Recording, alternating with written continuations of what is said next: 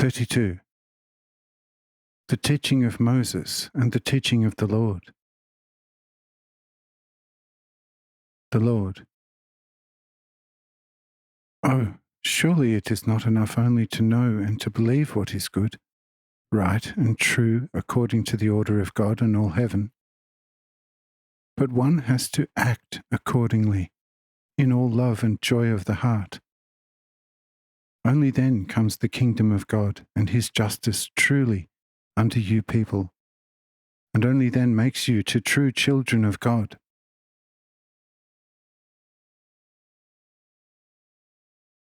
What use would all insight and knowledge be to someone, but he would not act accordingly, but would stay with the old habits of worldly customs? Would he not resemble a foolish person who receives a palace as a pure present, where he should live with his family peacefully and in all comfort? This person, however, would have a great joy about the most marvellous and most comfortable facilities, but he is used to an uncomfortable living in his old, small and dirty hut since childhood, and despite his recognition of the good and exceedingly effective, marvellous and exceedingly spacious palace, he nevertheless stays in the moist, unhealthy and highly uncomfortable hut with his family, and continuously complains about the great shortcomings of his small dwelling. Yes, if such a person is not a fool, then nobody is a fool in this world. But a still by far much bigger fool is he who has my teaching and has recognized it as the everlasting truth, but in all his actions nevertheless remains an old yoke ox.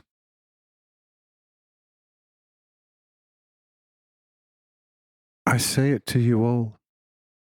My yoke put onto your service nape is quite soft, and the burden put on you to carry is exceedingly light.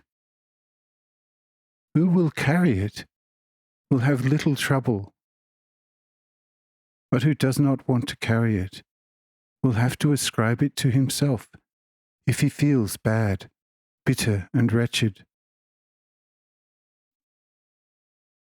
Show each other the right love, and you will rest on gentle and exceedingly soft cushions.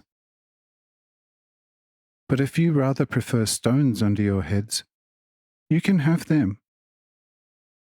But when the morning of life appears, nobody should complain that his head became sore and painful.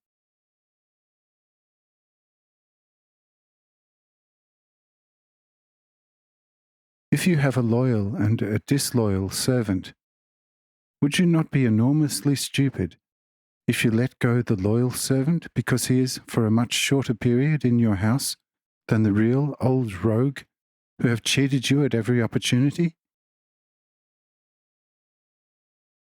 Therefore, all your old ways of worshipping must disappear completely, since it is not suitable for the pure teachings out of heaven. And this teaching is not just a new piece of cloth to repair an old, completely torn dress, but on its own it is an entire new, ready dress, for which the old bad dress must make room. I do not imply under the old dress Moses and the prophets, since they are a purest gold from heaven. But I refer to your people's law by the picture of an old, torn dress. From them and the doctrine of the temple, nothing can be done any more. Because if you wanted to place a completely new patch on a wide, gaping shear, one would not be able to stitch it on, since the rotten material of the old dress would not be able to hold the stitches. In the past, Moses has given a constitution to the Israelite people for the entire household and for all needs and emergencies of mankind. But this has been completely disfigured, and even as refigured again, it does not serve my teaching any more. Since if one ploughs, one cannot harvest, but if the sowed wheat grain has become ripe, you hire reapers, and then the plough is of no use to the reapers. Moses has ploughed, the prophets have sown, and now the reap and harvest time has come. Where Moses, with the plough in his hand, is of no use any more.